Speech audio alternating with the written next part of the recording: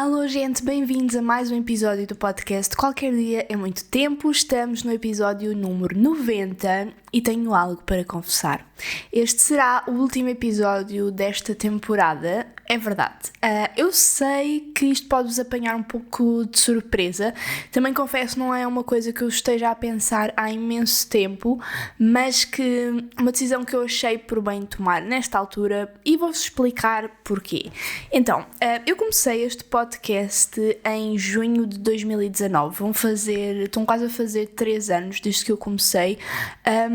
e tirando assim uns mesitos, agora há uns tempos em que já tinha o Duarte, eu estive sempre a regular, a fazer um podcast por semana. Há 3 anos, é muita coisa, muitos temas, muita cena para falar,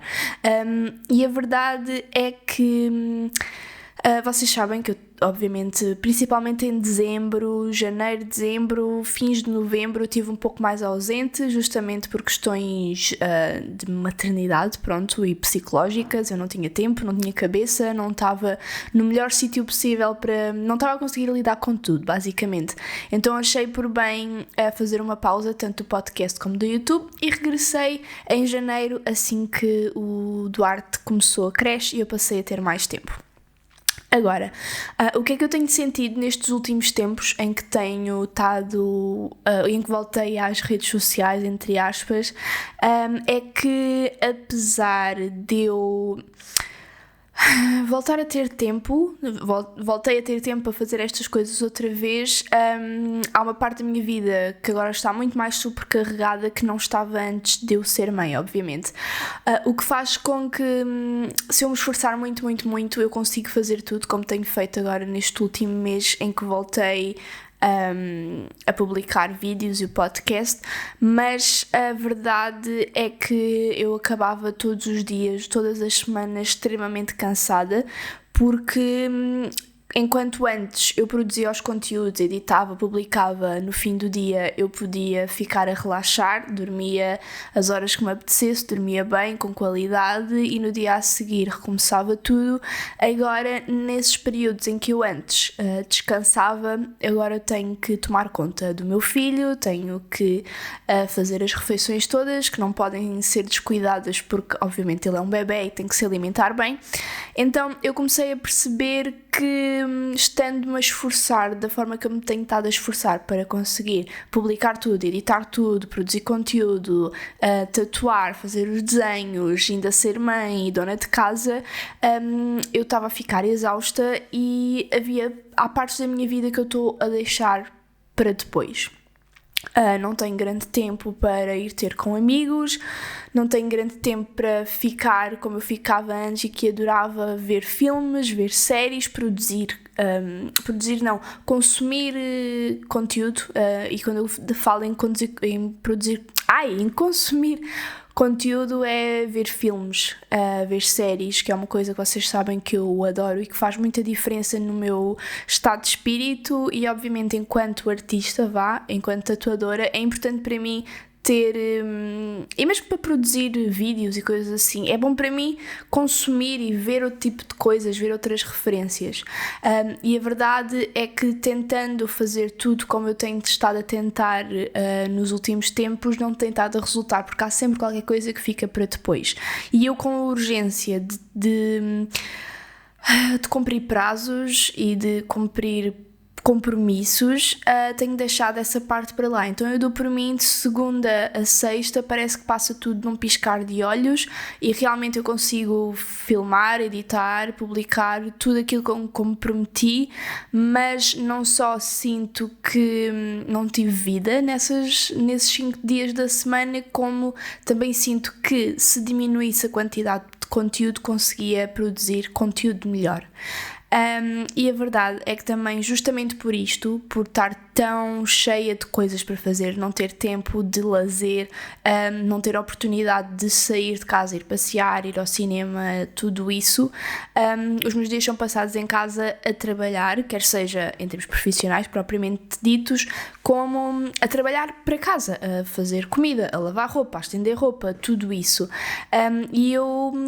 dei por mim nestes últimos tempos em que o podcast regressou, e já sentia um bocadinho antes de fazer a pausa, já sentia um bocadinho isso, mas pensei que fosse justamente por estar tão cansada naquela altura e tão desgastada emocionalmente. A verdade é que agora estou milhentas vezes melhor, desde que o Duarte está na escolinha eu tenho o dia para mim e para as minhas coisas, mas a verdade é que como eu estou em casa a trabalhar o tempo inteiro, eu não tenho tempo para fazer coisas diferentes, para consumir coisas diferentes, como vos estava a dizer, e por isso não tenho grandes temas para falar. Então tenho sentido sempre que venho aqui ao podcast, faço meia hora antes de começar a gravar, faço uma lista de tópicos assim meio às 3 pancadas só para ter tema de conversa, para encher chouriços durante pelo menos meia hora. E esse nunca foi o intuito do Qualquer Dia há muito tempo. Isso sempre foi um projeto muito especial para mim, porque era aqui um tempinho sem edições, em que eu falava com o coração sobre aquilo que achava, sobre determinadas coisas, sobre aquilo que tinha feito. Obviamente nem todos os episódios foram, nem têm de ser super densos e eloquentes e sobre temas disruptivos da sociedade, mas eu também não gosto quando sinto que estou a forçar demasiado e que venho para aqui só falar de coisas à toa, só porque me comprometi a publicar um episódio todas as semanas. E isto tem sido algo que eu tenho pensado nas últimas 2 semanas, uma semana, e eu percebi que talvez seja uma boa decisão fazer uma pausa, uma licença sem vencimento aqui do podcast, e aproveitei o facto de acabarmos no episódio 90 para ser um número redondo, porque eu sou um pouco control freak nesse sentido, e iria fazer-me impressão acabar tipo no 92 ou no 87, percebem? Então paramos aqui no 90 e quando regressar, espero regressar com uma nova roupagem, talvez com... Não sei, eu estou a mandar isto para o ar, mas a verdade é que eu ainda não tenho planos nem para quando é que este regresso possa acontecer. Pode ser um mês, pode ser 6 meses, pode ser um ano. Não quero que fiquem mesmo à espera. Claro que eu agradeço que se continuarem deste lado e não quero nada que me deixem de seguir só porque eu vou deixar de publicar o podcast. Quero que compreendam, até porque pelo facto de eu deixar de fazer este conteúdo aqui semanalmente e de falar sobre alguns temas que eu falo aqui, isso pode abrir algumas portas e algum espaço para eu produzir outro tipo de conteúdos no YouTube, propriamente dito em vídeos, porque o que eu também às vezes sentia era que eu já tinha pouca coisa a acontecer na minha vida, pelo menos coisas partilháveis ou que tivesse algum interesse para vocês desse lado, e muitos desses temas e dessas coisas que eu tinha para partilhar acabava por fazê-lo aqui no podcast, e não que o podcast seja menos valioso para mim do que o YouTube em si, mas isso tirava-me a oportunidade de eu explorar em vídeo também esses temas, porque às tantas não fazia sentido eu falar de uma coisa no podcast e depois falar da mesma coisa em vídeo. Então tenho sentido que às vezes o podcast tem-me roubado um pouco esses temas que eu poderia abordar de forma diferente no YouTube, que acaba por ser é uma coisa que eu sempre gostei. Aliás, o meu projeto começou justamente pelo vídeo e é uma coisa que eu adoro, e obviamente adoro o podcast e não quero de todo que vocês achem que isto é um adeus para sempre, mas nesta altura eu sinto que tenho que escolher coisas na minha vida, tenho que dar prioridade a certas coisas, a certos projetos, e que neste momento da minha vida aquilo que faz para mim mais sentido abdicar é o podcast. Portanto, eu espero que vocês compreendam a minha decisão, que não fiquem chateados comigo, principalmente por isto ter sido assim uma decisão meio abrupta. No episódio passado eu estava a falar, há 2 episódios estava a falar em mudar a imagem do podcast no episódio 100 e agora de repente no episódio 90 estou a acabar sem data para voltar. Mas eu acho que é importante também saber quando parar, quando fazer uma pausa, respirar fundo para poder voltar melhor, espero eu. Portanto, era essa a principal novidade que eu queria dar no episódio de hoje. Mas, tendo em conta que é o último episódio da primeira temporada, que durou 3 anos quase,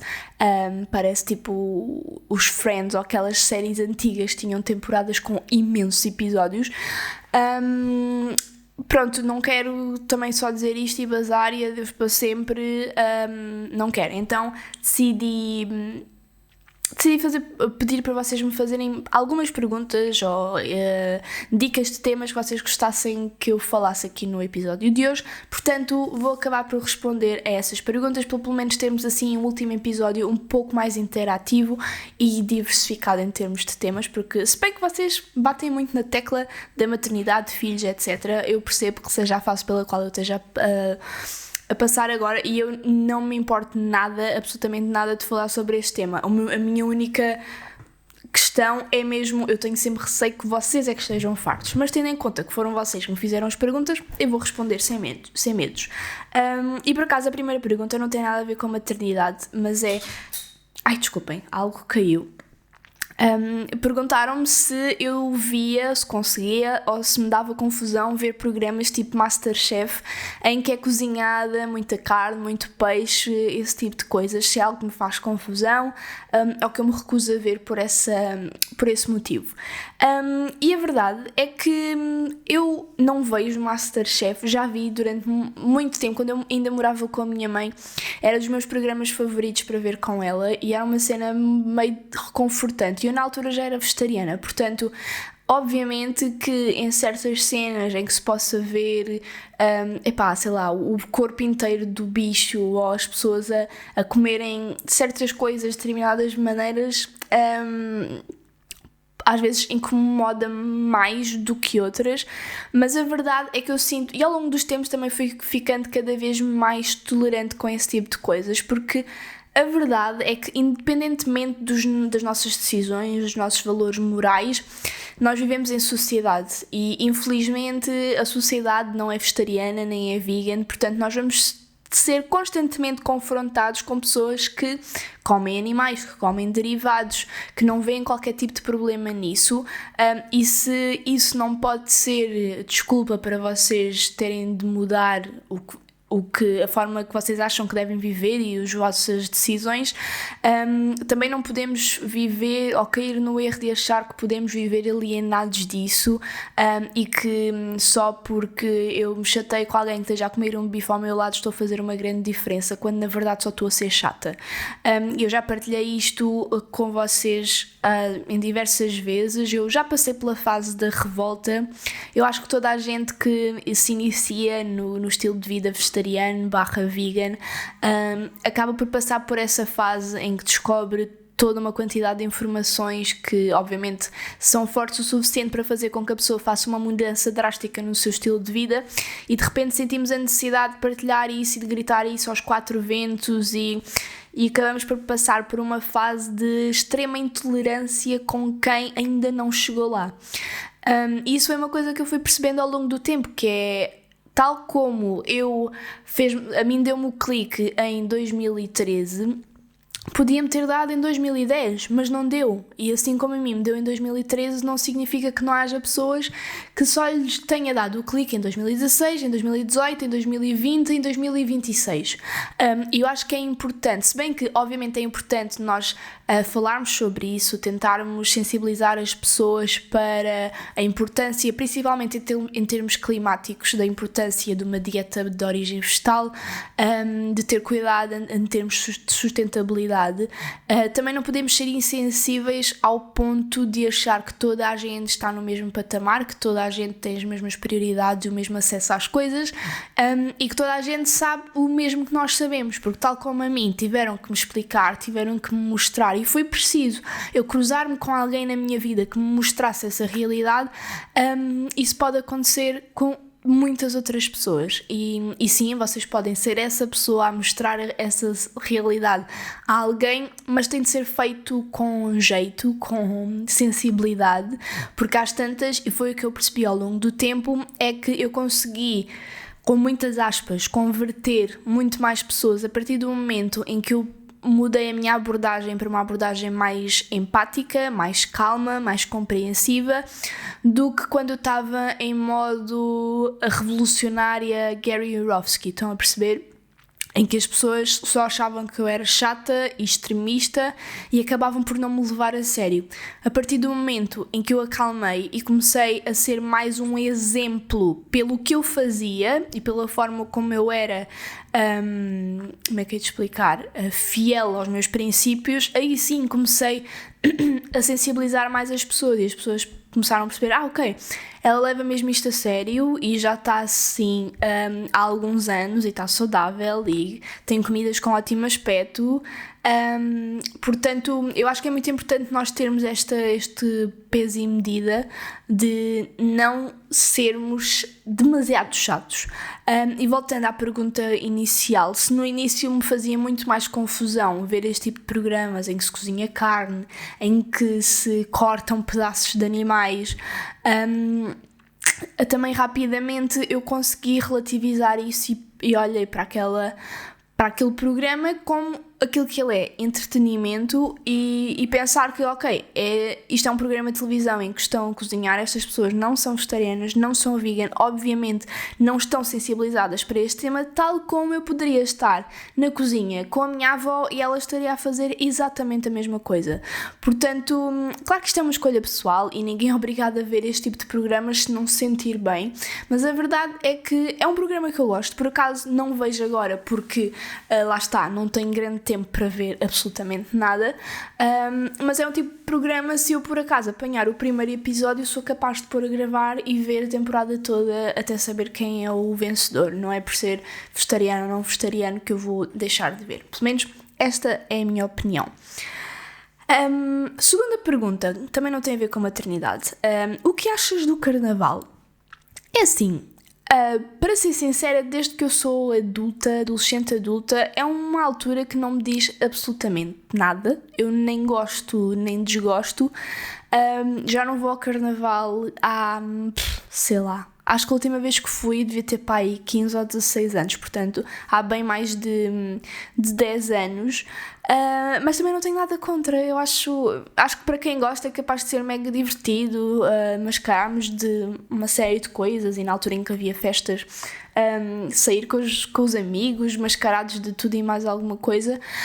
Mas a verdade é que eu desde criança que não ligo muito, se bem que quando eu era pequena era tipo mega acontecimento. Eu lembro-me da minha avó, era a minha avó que normalmente me oferecia os disfarces, eu escolhia e era sempre coisas mega elaboradas e bastante caras. E da minha avó me dizer que iria comprar os meus disfarces de carnaval até eu ter 12 anos. E eu lembro-me de, na altura, pensar tipo, ei, a 12 anos, mas eu vou querer mascarar-me para sempre. Portanto, a partir dos 12 anos não ter quem me compre os disfarces era mega triste para mim. Mas depois, entretanto, cresci, obviamente, e acho que mesmo antes dos 12 anos eu deixei de me querer mascarar e perdi todo o fulgor pelo carnaval. Mas agora que tenho o Duarte, esse entusiasmo voltou um bocadinho, porque, por exemplo, agora na creche eles vão ter o desfile de carnaval e vocês não estão a perceber o meu shitex de ver o meu bebé mascarado no meio dos amiguinhos num desfile de carnaval. Opa, não consigo explicar. Estou demasiado entusiasmada para quem não liga muito a carnaval. Mas eu acho que é a magia de ter crianças na família, principalmente quando essas crianças são os vossos filhos, é que todas estas datas comemorativas ganham toda uma nova magia que se vai perdendo ao longo do tempo em que nós vamos crescendo, porque meio que revivemos aquelas sensações que nós nos lembramos que sentíamos, aquele entusiasmo que eu me lembro que sentia com o carnaval, com o Natal, com os aniversários. Eu agora parece que sinto que tenho um bocadinho disso tudo de volta porque vivo através do Duarte, percebem? Então é uma coisa muito gira. Portanto, não sei se respondi à pergunta, mas eu acho que sim. Outra pergunta. O que fazer quando se quer muito ser mãe, mas... O que fazer quando se quer muito ser mãe, mas morre-se de medo? Conselhos. ou seja, é uma pessoa que tem o sonho de ser mãe, mas que tem muito medo de ser mãe ao mesmo tempo, o que é um medo completamente compreensível. E por acaso é engraçado porque foi uma coisa que eu nunca senti. Eu sempre quis ser mãe, mas nunca tive medo. E agora eu percebo o quão, não quero dizer irresponsável, inconsequente talvez eu era por pensar dessa forma. E se calhar ainda bem, porque isso permitiu-me não pensar demasiado nas coisas, porque a verdade, há uma frase que muita gente diz e que é mesmo verdade: se nós vamos estar à espera do momento certo para ter filhos, nós nunca vamos ter, porque vai haver sempre alguma coisa que pode ser melhor, vai haver sempre alguma coisa que nós ainda queremos fazer e que ainda não tivemos a oportunidade, e se vamos estar constantemente a adiar essa decisão por causa disso, então nunca vai chegar um momento perfeito para se ter um filho. Claro que as coisas também, principalmente a decisão de ser mãe ou pai, deve ser uma coisa muito bem pensada, porque é um ser humano, não é? E que vai mudar drasticamente a nossa vida. E eu acho que o maior conselho que eu tenho para dar é pensares bem no quanto queres ser mãe, no quão breve queres que isso seja, por exemplo, uma idade limite. Claro que obviamente isto não se pode controlar, mas teres a certeza absoluta, ou quase, ou estás bastante certa de que se na altura em que o decidas ter, vais estar bem em termos de o que já fizeste e o que te falta fazer. O que é que eu quero dizer com isto? Não sei se estou a ser clara, mas eu sinto que tive o Duarte numa altura muito boa da minha vida, mas também senti que, e isto provavelmente acentuou-se pelo facto de eu ter sido a primeira pessoa no meu grupo a ser mãe. Eu fui obrigada a parar a estar em casa, quer fosse pela gravidez, quer fosse pelos primeiros tempos de vida do Duarte. Mesmo agora, que embora já tenha voltado um pouco à minha vida pessoal, estou muito condicionada porque tenho um bebê de 1 ano e há rotinas a manter, há horários a cumprir. Eu senti, e às vezes ainda sinto, que estou sozinha e que estou a perder muita coisa, enquanto que os meus amigos andam a viajar, marcam jantares e almoços sem grandes preocupações. Tudo na minha vida agora é mais complicado, requer mais logística. Então, se vocês tiverem um filho numa altura em que sentem que ainda têm muita coisa para fazer, seja em termos de lazer, de viagens, de sei lá, de ir a espetáculos, coisas assim, quer seja em termos profissionais, tenham filhos numa altura em que achem que parar durante 1 ou 2 anos não vos vai fazer uma diferença monumental,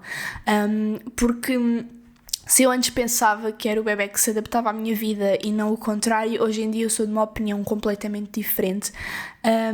Eu sinto que a minha vida gira muito em torno do meu filho, e se bem que há pessoas que não concordam muito com isso, e provavelmente eu não concordaria comigo mesma há uns tempos atrás, há uns anos atrás, agora eu tenho uma visão diferente das coisas, porque a verdade é que a partir do momento em que eu tenho um bebé cá fora que não pediu para nascer, e a minha função enquanto mãe é dar-lhe o maior número de possibilidades possíveis, passa a redundância, pronto, para que ele se torne a melhor versão dele próprio. E se com isto eu tiver que,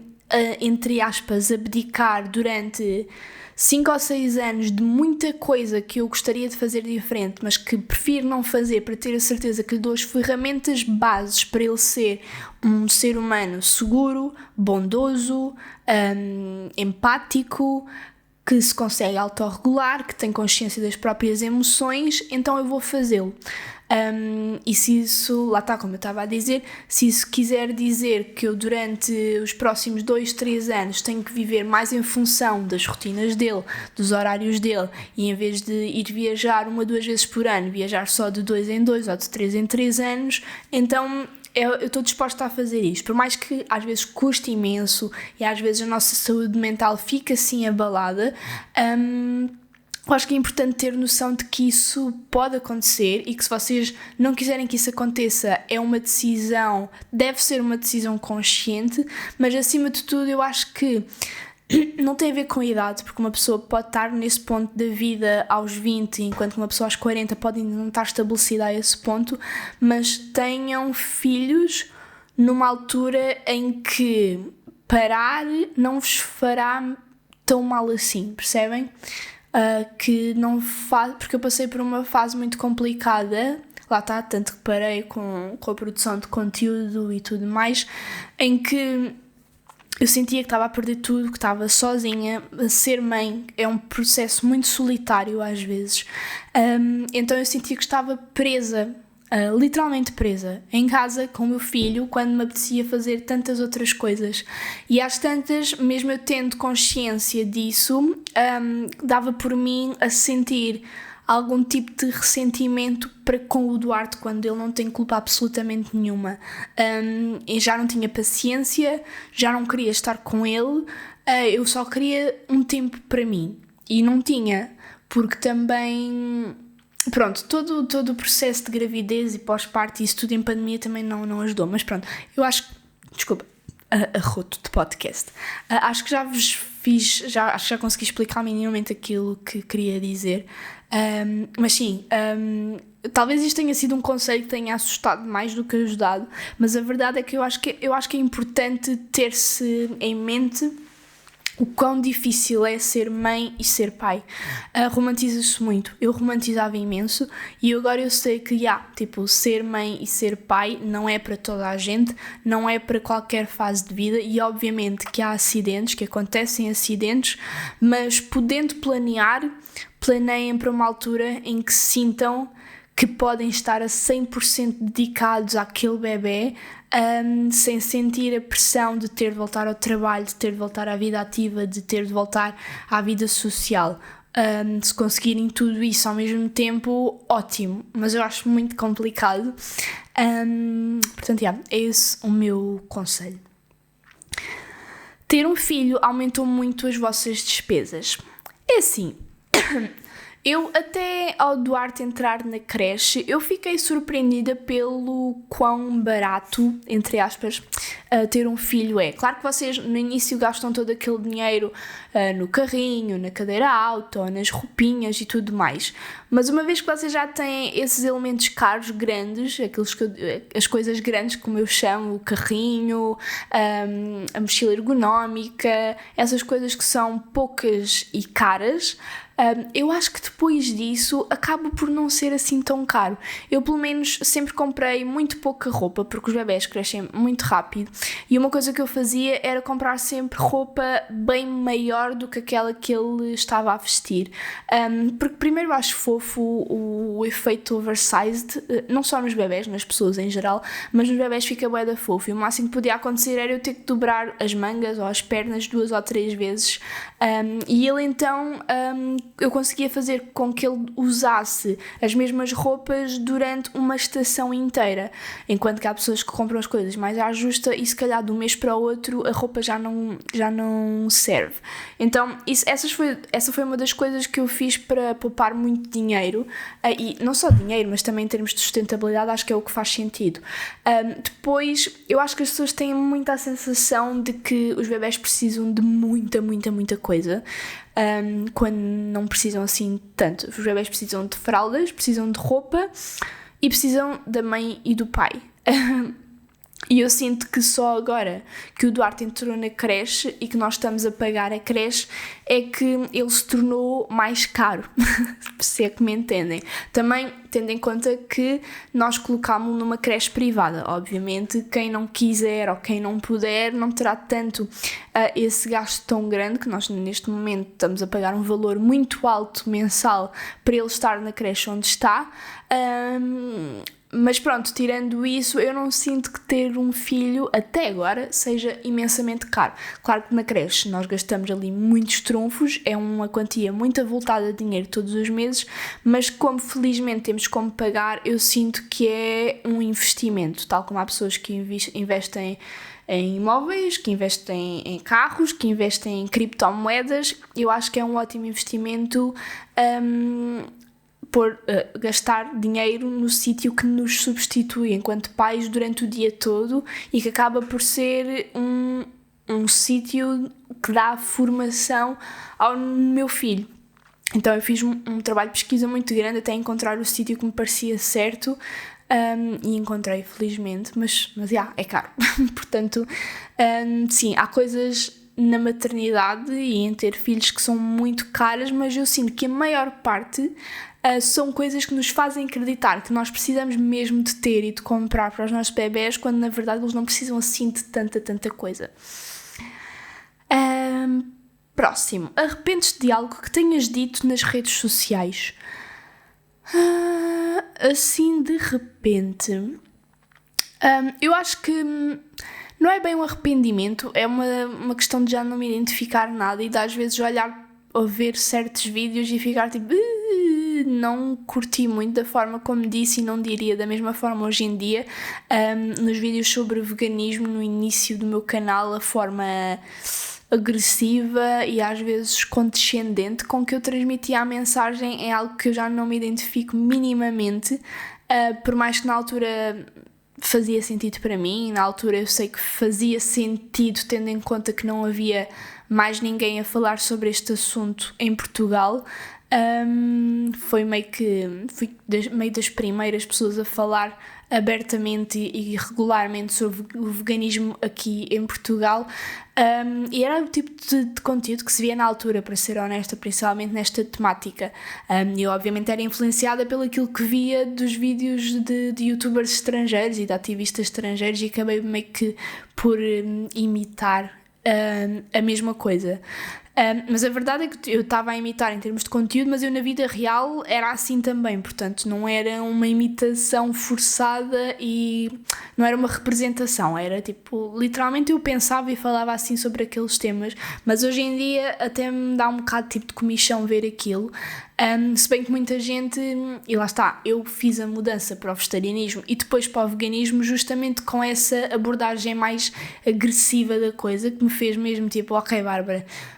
senti-me literalmente estúpida por nunca ter pensado naquilo antes e muita gente precisa desse abanão também para fazer a mudança. Mas eu sinto que a maior parte das pessoas vai lá com uma abordagem mais calminha, tal como eu vos disse ainda agora. Mas em termos de arrependimento, assim que eu me lembro, foi num episódio de podcast há 2 anos atrás, quando começou toda esta questão do Covid, quando ainda estava tudo muito no início. Eu acho que ainda nem sequer tinha chegado a Portugal, de eu ter dito e ter feito todo um episódio à volta dessa questão, no quanto eu achava que esta cena toda do Covid era um exagero,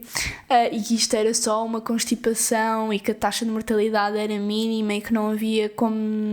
porquê nos preocuparmos. E lembro-me de depois, umas semanas depois de ter lançado esse episódio, comecei a perceber que realmente o assunto era muito sério, e como não quis estar a propagar esse tipo de informação no meu canal, acabei por apagar o episódio, tanto que se vocês forem à lista de reprodução de episódios do podcast, há um episódio em falta. Eu acho que esse episódio eu não sei se apaguei também do SoundCloud. Eu sei que do YouTube eu pus em privado ou apaguei mesmo, já não sei, porque não queria mesmo que ele tivesse público. E hoje em dia imaginar-me a dizer aquelas coisas até me dá tipo fogo, a sério, Bárbara, mas pronto. Foi naquela altura em que ainda ninguém sabia o que isto era, o que é que ia acontecer, era tudo muito desconhecido e eu passei literalmente por essa fase de desvalorizar completamente o que estava a acontecer, de achar que eram os mídia que estavam a exagerar tudo para assustar as pessoas. E pronto, e ao fim de um tempo percebi que não era assim e decidi que a melhor opção era mesmo tirar do ar esse episódio para não estar a convencer mais pessoas a pensar da mesma forma tola como eu pensava naquela altura. Acho que assim, de repente, é a única coisa que eu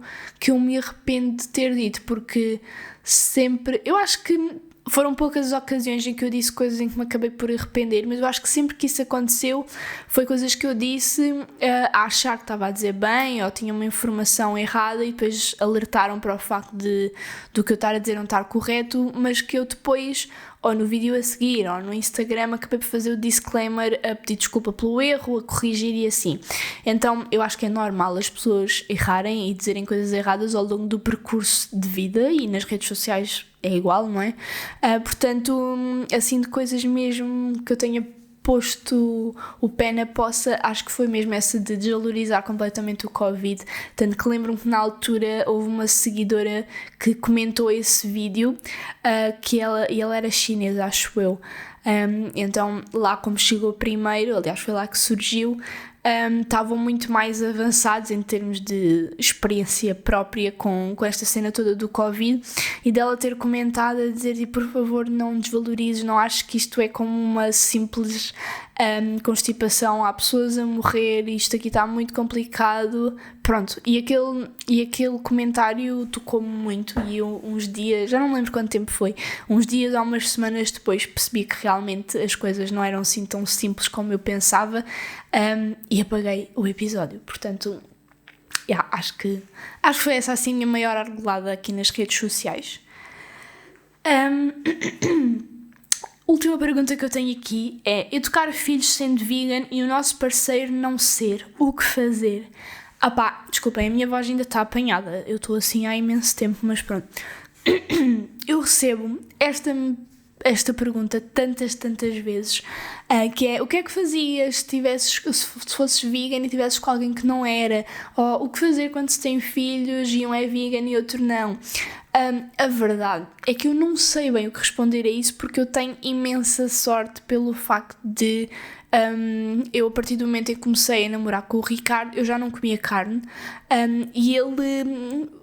mudou automaticamente o estilo de vida por arrasto. Eu acho que nunca fui assim muito, pelo menos com ele, muito chata no sentido de tens de deixar de comer carne, não sei o que mais. Ele próprio é que nunca gostou muito de nada que tivesse a ver com carne, produtos de origem animal no geral. Ele sempre foi uma pessoa,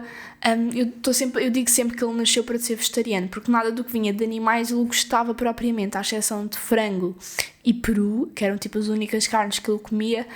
Ele não era como eu, que eu adorava ensopado de borrego, presunto, chouriço, eu adorava essas cenas. Então foi assim uma transição muito natural para ele, e que eu não tive que me esforçar, entre aspas, para o mudar. Mas é uma coisa que eu penso muitas vezes, como é que seria se tivesse sido mais difícil essa mudança, ou se ele não tivesse sequer disposto a mudar? Será que seria algo com o qual eu me habituaria a conviver, ou se chegaria a um ponto em que era problemático? E se por um lado eu gosto de pensar que seria compreensível ao ponto de saber que nem toda a gente tem de fazer as coisas da mesma forma, por outro eu também me conheço e sei que por mais que eu pudesse fazer esse esforço durante algum tempo, chegaria ao ponto em que isso se tornaria um entrave e um obstáculo na relação, porque eu acho que é muito importante, e claro que há pessoas que vivem com estes valores muito distantes uns dos outros e que as coisas funcionam. Há pessoas que são opostos e que se dão super bem, mas eu, enquanto pessoa, acho que é muito importante estar com alguém que partilhe essas coisas estruturais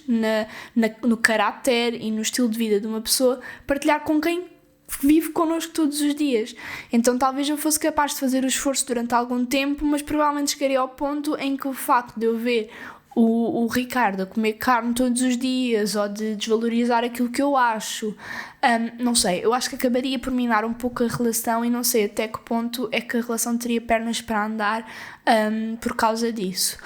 A partir do momento em que se acrescenta um filho à equação, fica tudo ainda mais complicado. Porque enquanto são só duas pessoas, cada um sabe de si, a partir do momento em que há um filho, esse filho é a responsabilidade dos dois. E a não ser que haja uma parte que, como é que eu ia dizer, que dê espaço para, não me importo, tu fazes o que achas certo, eu concordo, o que dificilmente acontece, porque obviamente os pais importam-se e querem meter o bedelho na educação do seu filho, não é? Eu acho que seria muito complicado, porque eu tento imaginar como é que seria se o Ricardo quisesse que o Duarte comesse carne e peixe e tudo isso. e eu ia ficar bué chateada, porque seria... Não pela questão, não é na questão de ser chato ou isto ou aquilo, é porque eu literalmente sei que comer carne faz mal, ou que há formas muito mais saudáveis de nos alimentarmos e muito mais sustentáveis, que isso para mim também é uma coisa fulcral, porque todos nós estamos a viver os impactos que as alterações climáticas estão a ter no mundo e na nossa vida, e o Duarte, sendo um bebé de 1 ano, terá um futuro ainda, espero eu, muito longo neste planeta, e convém que as coisas estejam num estado em que ele tenha qualidade de vida. Eu penso muito nisso, e se eu tiver de abdicar de algumas coisas na minha vida e na vida dele para que ele tenha um futuro mais próspero, então eu vou esforçar-me para que isso aconteça. E se eu estivesse com alguém que não desse valor a isso e que fizesse muita questão de se comer como sempre se comeu, eu acho que seria muito complicado. A verdade é que, sendo um casal e o filho sendo dos dois, se ninguém está disposto a abdicar da sua visão, as pessoas têm sempre que se encontrar no meio, como se costuma dizer. No meio é que está a virtude, e por mais que acabe por ser um cenário que não seja ideal nem para um lado nem para o outro, eu acho que é a única solução a fazer-se, tipo... isto numa perspectiva em que o filho já existe, não é? O filho já existe, não há nada a fazer, tem que haver um acordo na forma como a criança vai ser educada, alimentada e tudo mais. Esta pergunta desta pessoa em específico é para alguém que está com um namorado já há alguns anos, e que pensam em ter filhos, mas que têm estes estilos de vida diferente. Ela é vegan e ele foi vegan, acho que durante algum tempo, e voltou a comer produtos de origem animal. Eu acho que numa fase em que ainda não há filhos, eu acho que é muito importante perceber o que é mais importante para as pessoas em questão. Se é a duração da relação ou se é o filho, que neste caso ainda não existe, se é o filho em si. Porque a verdade é, se vocês vão ter filhos para depois andarem constantemente a discutir e não haver nenhum acordo sobre a educação desses filhos, eu acho que não é muito altruísta da vossa parte ter filhos só porque sim, quando vão depois estar constantemente em discussões e... enfim. Mas isto sou eu a falar, eu que não percebo nada do assunto. Tipo, eu não sou psicóloga nem nada do género, sou mãe há 1 ano, não tenho de todo os estudos e as capacidades para falar sobre estes temas. Eu falo de acordo com aquilo que eu imagino que faria se fosse o meu caso. Eu detestaria ter um filho com o Ricardo, caso ele comesse carne, e de estarmos constantemente a discutir sobre isso, porque eu queria que ele comesse uma comida vegetariana e o Ricardo queria espetar um bife lá para o meio, e eu sabia que aquilo fazia mal e que faz mal ao planeta, mas ele não concordar e desvalorizar, e às tantas a criança cresce num ambiente de discussões, num ambiente negativo, e isso também obviamente não é bom para ninguém. Portanto, eu acho que o conselho que eu dou é: se estás com uma pessoa que tem um estilo de vida diferente do teu, faz um trabalho de introspeção e percebe se é realmente com essa pessoa que queres ficar, e se chegares à conclusão que sim, então antes de terem esse filho, cheguem a um acordo sobre esse tipo de coisas, sobre, no caso de termos um filho, como é que vai ser, o que é que vamos fazer, no que é que cada um está disposto a abdicar. Porque a verdade é que eu acho que nestas coisas de relações, seja entre marido e mulher, pai e filho, mãe e filho, avô e neto, a comunicação é o segredo. Eu acho que as pessoas têm uma grande dificuldade em falar sobre as coisas, em dizer como é que se sentem, em dizer como é que os outros fizeram sentir, a partilhar aquilo que os incomoda, enfim. Eu acho que só ao conversar é que as pessoas chegam a um entendimento, porque às tantas, às vezes as pessoas fazem literalmente tempestades dentro de copos de água, a achar tipo, ele agora come carne, eu não, vai ser uma grande confusão, quando muitas das vezes, se vocês falarem, chegam à conclusão de que o outro lado, embora coma carne, até não se importaria que o seu filho fosse vegetariano. ou ao contrário, percebem? Portanto, conversem sobre o assunto. E se chegar ao ponto em que vocês vejam que não há um futuro risonho para a vossa relação enquanto namorado e namorada e enquanto pais, então, pois aí logo vem o vosso futuro. Mas pronto. É este o conselho que eu tenho para dar. Não faço ideia se eu disse alguma coisa de jeito, portanto, não me levem demasiado a sério, porque eu sou tudo menos psicóloga, nem, como é que se diz, terapeuta conjugal. Mas pronto,